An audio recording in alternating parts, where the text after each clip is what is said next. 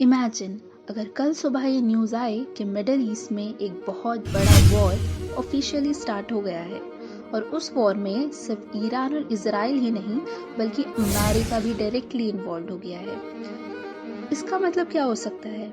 क्या ये एक रीजनल कॉन्फ्लिक्ट है या फिर दुनिया धीरे धीरे वर्ल्ड वॉर 3 की तरफ बढ़ रही है? और सबसे इम्पोर्टेंट सवाल, ईरान और इजराइल एक दूसरे के इतने बड़े दुश्मन बने ही क्यों?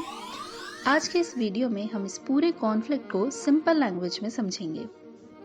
अगर आप न्यूज़ फॉलो करते हो तो आपने रीसेंट हेडलाइंस ज़रूर देखी होंगी। ईरान, इजराइल और अमेरिका के बीच टेंशन्स काफ़ी ज़्यादा बढ़ चुकी हैं। सोशल मीडिया पर अलग अलग नैरेटिव्स चल रहे हैं। कोई कह रहा है ये ईरान वर्सेस इजराइल वॉर है, तो कोई कह रहा है ये actually Iran versus America war बन चुकी है। तो सच क्या है? चलिए स्टेप बाय स्टेप समझते हैं। सबसे पहले समझते हैं कि ईरान और इजराइल के बीच इतनी हेट्रेट आई ही कहाँ से।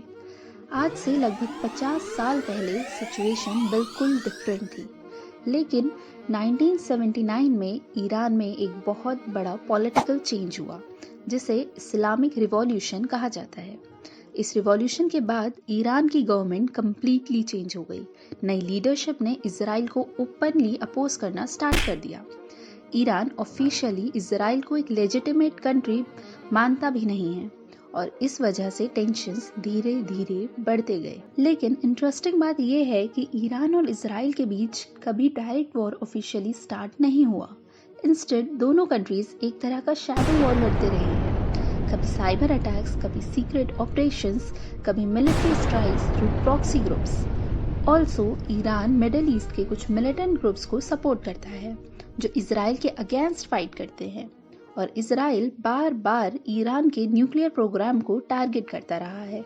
अब आता है सबसे इम्पोर्टेंट क्वेश्चन, अमेरिका इस कॉन्फ्लिक्ट में क्यों इन्वॉल्व होता है? इसका रीजन सिंपल है।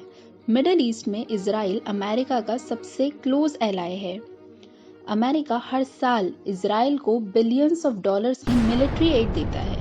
ऑल्सो अमेरिका भी नहीं चाहता कि ईरान न्यूक्लियर वेपन्स डेवलप करे। इसी वजह से अमेरिका और ईरान के रिलेशंस भी काफ़ी टेंस होते जा रहे हैं।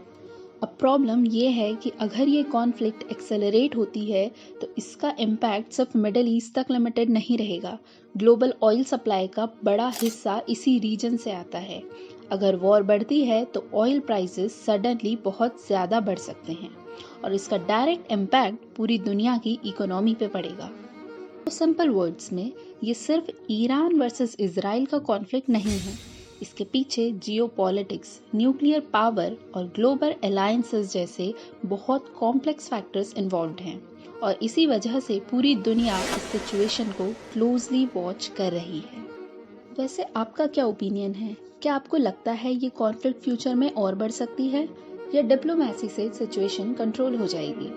कमेंट सेक्शन में अपना ओपिनियन ज़रूर बताना। और अगर आपको ऐसे सिंपल और इन्फॉर्मेटिव वीडियोस पसंद आते हैं तो चैनल को सब्सक्राइब करना मत भूलिएगा। मिलते हैं नेक्स्ट वीडियो में, तब तक के लिए बाय बाय, टेक केयर।